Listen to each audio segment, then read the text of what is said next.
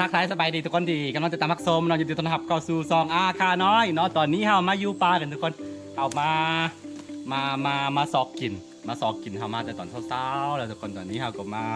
สิเข้าไปอีกบอนนี่เนาะคือเราสิไปหายิงนกเป็นอย่างนะไปเห็ดอาหารกินรู้สึกว่าหิวแห้งเนาะมาตัดยอดไว้แล้วยอดไว้ให้แม่ไปขายอันนั้นเนาะช่วงนี้ก็มีบอลหาเงินของจ้างหากินแบบนี้แหละตัดยอดไว้เป็นยังไปขายเนาะโอเคทุกคนเราสิไปหาสอกยิงนกก่อนมีปืนลมน้อยๆเนาะเฮ็ดเองสิไปซอกยิงนกแล้วก็มาเฮ็ดอาหารกินอาหารเที่ยงทุกคนเราเจอกัน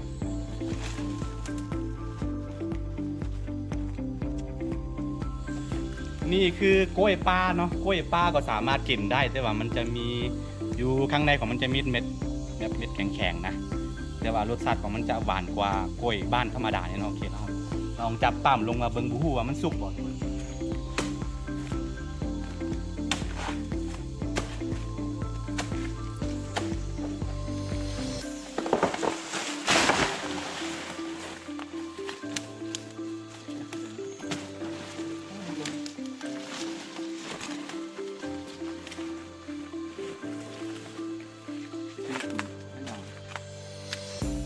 นี่คืออาหารชั้นดีของตัวกระรอกนี่อย่างทุกคนกับตัวอีเห็นเนาะนี่ขาวๆแบบนี้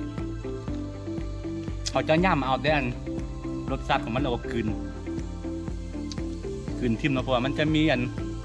สำหรับกล้วยปลาเนาะมันจะมีเม็ดร้ายเนาะดำๆเนี่ย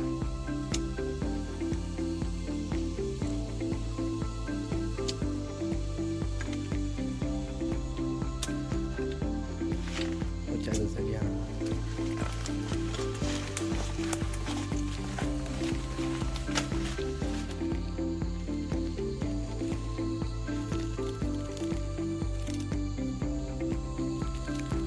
ตัวยักษ์จันเนาะกินดิบได้ทุกคน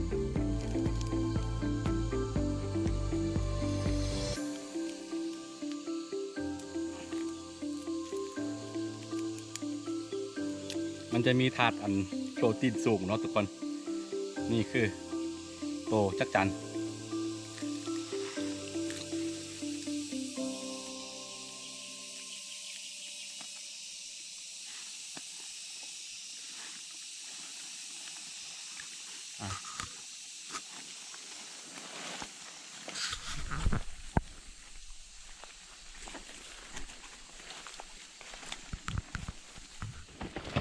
โอ้ยงูทุกคน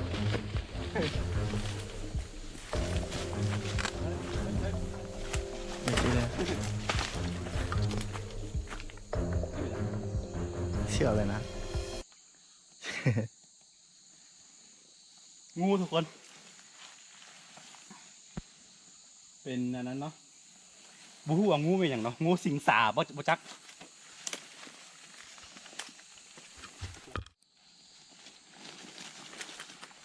ทุกคนข่าวยิงนกอันนกหัวจุกอันนะตบ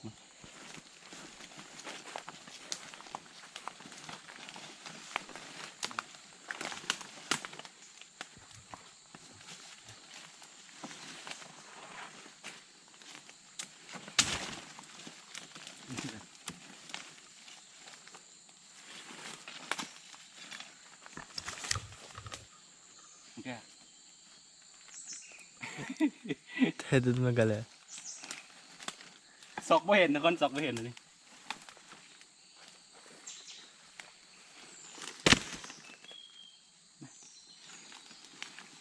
ได้ตรงไหนทุกคนนกน้อยๆเนาะเดี๋ยวเขาสิไปเฮ็ดอาหารกินบูฮู้ว่าสิเฮ็ดมันยังกินนะคือเดี๋ยวหลายคนที่สงสัยว่าเป็นยังคือโบไทยตอนยิงนะมันผู้ใดเห็น YouTube เราจะเข้าใจดีนะมันจะไปผิดกฎของเขานะรายการแบบมันจะไปติดเหลืองเนาะรายการมันจะมีข้อความแจ้งเตือนว่าวิดีโอของคนบอไม่สามารถแบบบมีโฆษณาเข้ามานะทุกคนบอกง่ายๆก็คือเนาะนี่ทุกคนหากินได้อยู่พวกนี้เนาะคือผู้ใดสิเฮ็ดเกี่ยวกับอันเรื่องแบบนี้เนาะต้องศึกษาด้านกฎหมายได้ก็ดีเนาะเดี๋ยวสิไปทึกกันสัตว์สงวนมีอย่างกะหรือว่าสัตว์คุ้มครองมีอย่างเดี๋ยวสิเป็นปัญหาอีกคือนกแบบนี้หากินได้อยู่ทุกคนเด้อโอเคเดี๋ยวเขาเฝ้าอีกเพราะว่ามันมากินผลไม้นะทุกคนเดี๋ยวสิเฝ้าอีกทุกคน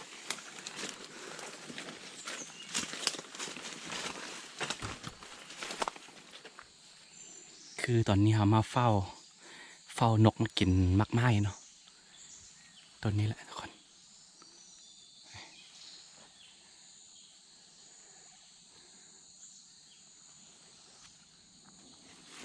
ทุกคนตกอีกตัวนึงแล้ว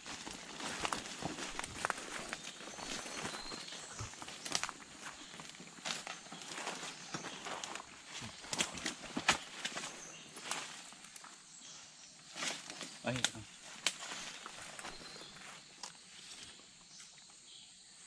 นี่คือนกเขาเขียวทุกคนนี่นะตัวเมื่อกี้นี่นะยอดทุกคนโอเคเดี๋ยวเราไปเฝ้าต้อนนะครับซี่ยิงอีกประมาณตัวสองตัวแล้วกันซี่ไปเฮ็ดอาหารกินพวกผู้ซื้อก็หิวเนาะตกอีกตัวหนึ่งทุกคน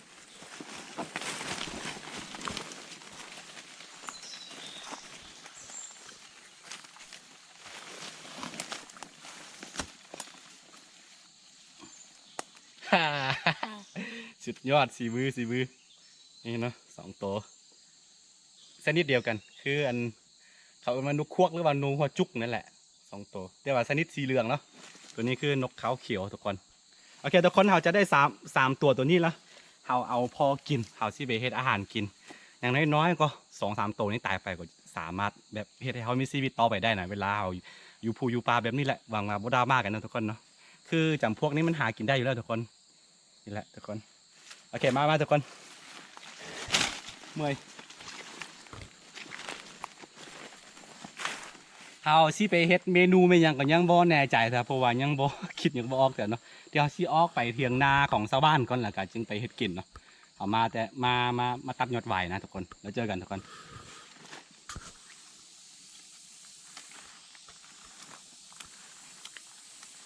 คือตอนนี้เฮาสิลกคนเนาะลกคนแล้วก็สิไปเฮ็ดกินทุกคนตัวนี้ลกง่ายตัวนี้นะสำหรับนกเขาเขียวเนาะตัวนี้น้อยนึงแต่ก็พอกินเนาะมาเข้ามาทำกัน2 คนมีตากล้องก็มีอันนี้เนาะคือที่จริงเราเดี๋ยวต่อไปเนาะสำหรับเดือนนี้เนาะคือสิเดมาแบบทุกมือทุกกคนมีเบียกหลายเนาะเดี๋ยวถ้ามีโอกาสหรือมีเวลาเขาก็สิถ่ายคลิปไปพร้อมเลยคือเรามือนึงเนี่ยเราเฮ็ดร้อยย่างพันเนี่ยแต่ว่าบ่มีโอกาสแบบบ่มีเวลาได้ถ่ายคลิปปานใดนะเดี๋ยวเราสิพยายามถ่ายให้ทุกคนได้เบิ่งวิถีชีวิตเนาะ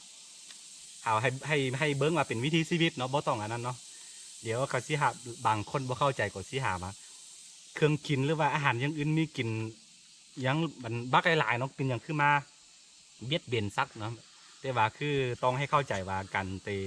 ข้าวใส่ชีวิตอยู่มันนอกมันหน้าแบบนี้นะมันบ่มีทั้งเลือกหลายทุกคนผู้ใดเป็นเด็กมันนอกมันหน้าเนี่ยจะเข้าใจดีเนาะแต่ว่าคนในเมืองที่อยู่ห้องแอร์บ่ที่มีงานประจำอยู่แล้วนะอาจจะบ่เข้าใจเนาะเพราะว่าพวกเจ้าก็ซื้อกินตลาดเนาะแต่ว่าพวกข่อยมันบ่มีตลาดให้ไปซื้อกินนะต้องอาศัยแบบนี้นะถ่ายมีแต่ชาวบ้านกินมันบ่หมดดอกทุกคนเลยเพราะว่ามีผู้กินมีผู้ลามีอันนั้นเนาะแบบนี้แหละวัฏจักรของชีวิตกะบ่มีอย่างไรบ่ต้องไปซีเรียสกับมันหลายทุกคนแล้วก็อีกอย่างครับบ่ได้ไป บ่ได้ไปลาเสือดำบ่ได้ไปลาสัตว์คุ้มครองเนาะนกแบบนี้เขาหากินได้แล้วหวังว่าเข้าใจกันเนาะแล้วก็ผู้ใดเข้ามาใหม่ก็อย่าลืมกดติดตามพร้อมเนาะมุ่งมันมาสิเบิ้งฟรีเด้อพี่น้องเด้อแลกกันพวกเจ้าเข้ามาเบิ้งซองของไข่ก็สิสร้างสรรค์ผลงานดีๆให้ทุกคนได้เบิ้งกันเนาะโดยเฉพาะเป็นวิถีชีวิตของคนป่าคนดอยแบบนี้แหละให้ได้เบิ้งกันแต่ผู้ใดมักเรื่องราววิถีชีวิตบ้านๆแบบนี้ก็อย่าลืมเนาะกดติดตามไว้ตอนนี้เฮาสิบ่ฟอยหลายโลกคนนิดนึงแหละก็สิไปเผาแล้วก็เฮ็ดอาหารกินทุกคนอาหารเที่ยงเบิ้งคนไหมตัวเดียวก็ไปละ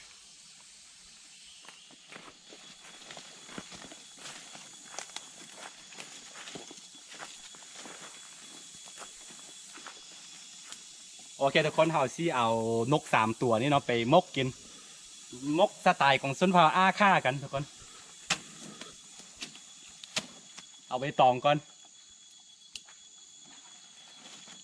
อยู่ห้องมึงก็บุกจีวะ俺这是不吐啊，俺多都别回来，โอเค他有时没时间。哦行行啊。แล้วทุกคนตอนนี้ฮะก็ออกมาอยู่เถียงหน้าแล้วตอนนี้ฮะก็ก่อไฟไป เป็นที่เรียบร้อยแล้วก็มี งัวชาวบ้านก็มาเบิ่งเฮาอยู่ แล้วก็ขั้นตอนอาหารของเฮาที่เฮาจะเฮ็ดก็คือมีนี่วัตถุดิบของเฮามีผักกูดแล้วก็มีนกน้อย3ตัวแล้วก็มีมะเขือพวงทุกคนนี่เห็นบ่แล้วก็เมนูของเฮาก็คือเฮาจะไปมกเนาะจะตามเอาตัวนี้เฮาจะเอาตัวนี้แหละตามเส้นครกนี้ให้มันมุนๆแล้วก็เอาตามตัวนี้พร้อมผักกูดพร้อมแล้วก็มาใส่ผสมกับตัวนกนี่เนาะอีกที่นึงแล้วก็จึงไปมกเนาะนี่คือเมนูบ้านๆของชนเผ่าอาค่าทุกคนแล้วลองขั้นตอนการเฮ็ดมันจะเป็นได้ละคอยทุกคนติดตามยาวๆไป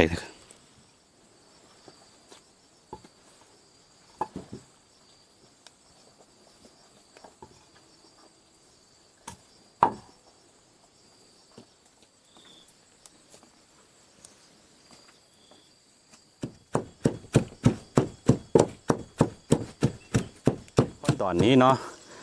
เฮาก็ตำมะเขือพวงเรียบร้อยนี่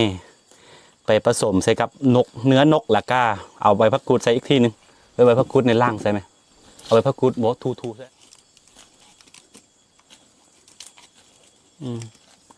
นี่คือมีมะเขือพวงแล้วก็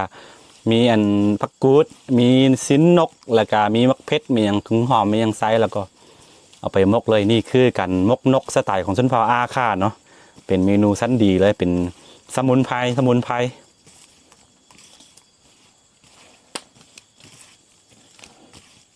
ตัวนี้รู้สึกว่าฝนจะตกพี่น้องเลยอันนี้คืออาหารเที่ยงเด้อเฮามาแต่ตอนเช้าๆเนาะโอเคต่อไปก็คือเขาจะไปมกเลยทุกคนนี่ตอนนี้เราเป็นตากล้องเนาะให้อาม่า PKP Channel เป็นคนเฮ็ดผู้ใดบ่ทันได้ติดตามซองของเพิ่นก็สามารถเข้าไปกดติดตามได้เนาะซองอาม่า PKP Channel เนาะ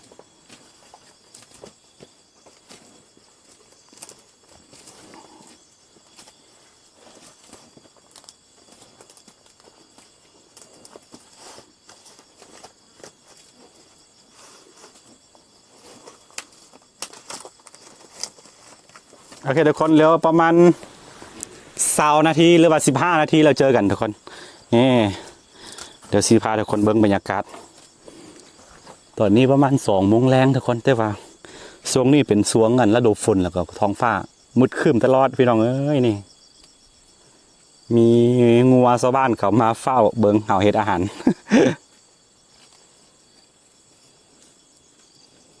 แล้วทุกคนหลังจากที่เราใช้เวลา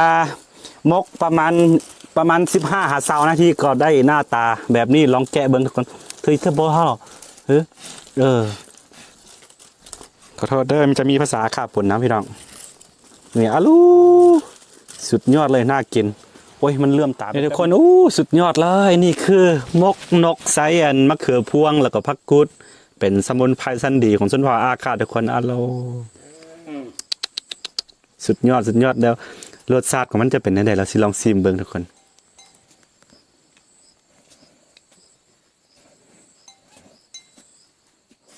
ทุกคนตอนนี้เราสิลองชิมมันมกนกสมุนไพรของชนเผ่าอาค่ากันนะทุกคนตอนนี้เราสิลองชิมตะกล้องมาพี่ดูนี่นะโอ้เนื้อสดเนื้อนกสดได้พี่น้องเด้อเราสิลองชิมจำจิ้มมะเขือปุ่นก่อนนี่อาหารชั้นดีจะธรรมชาติทุกคนโอ้สุดยอดเลย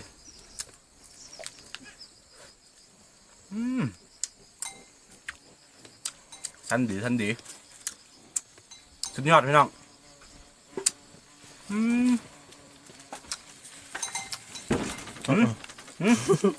ตัวงัวมันเข้าไปด้านหลังสุดยอดเขาจะกลับอันมาร์กหัวปีนี่แหละกลับดิบหน่อยพี่น้อง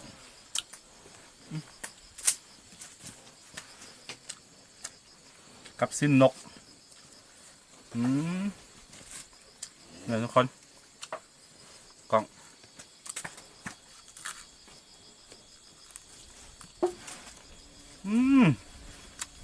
สุดยอด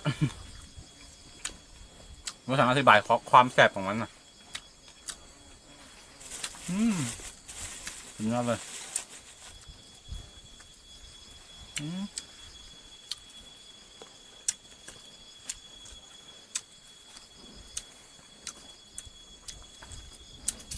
เจียวมะเขือปนกินเข้าไปเสื้อเอาอาหารแต่มาแรกกับบ่แรกมาตัวนี้เนาะแซ่บไปเลยอาหารชั้นดีเลย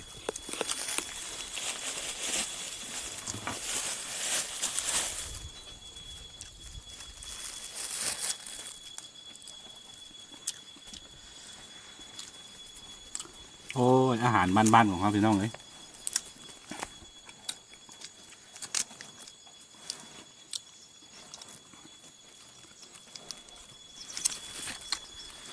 นี่คือหัวปีปลาเนาะพี่น้องหัวปีปลาเนี่ยเรากินดิบได้เลย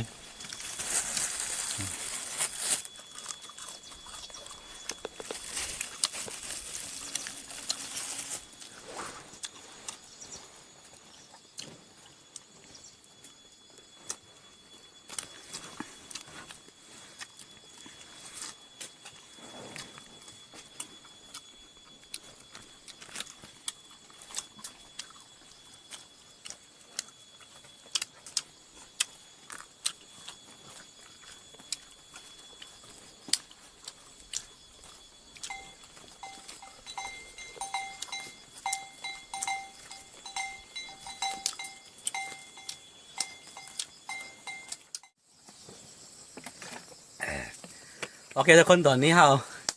กินอิ่มเกินจนลุกไม่ไหวแล้วเนาะตอนนี้ก็หัวมันขับมาตอนนี้เราก็ต้องเกี่ยมกลับบ้านเบิ้งงัวชาวบ้านเขามาเฝ้าโอเคทุกคนสำหรับคลิปนี้ก็เป็นคลิปบ้านๆเนาะเรามาหากินอยู่ปลาอะไรเลยก็เลยว่าเฮ็ดอาหารไปพร้อมเลยเนาะเป็นอาหารเที่ยงถ้าผู้ใดมักก็อย่าลืมก็ติดตามซองอาคาน้อยเนาะแล้วก็ผู้ใดเข้ามาใหม่เนาะย้ำอีกเทื่อนึงนะผู้ใดเข้ามาใหม่อย่าลืมกดติดตามให้ด้วยเนาะเผื่อว่าเวลาค่อยลงคลิปเนาะพวกเจ้าจะได้เห็นเนาะโอเคแล้วเจอกันใหม่ในคลิปหน้าทุกคนสบายดี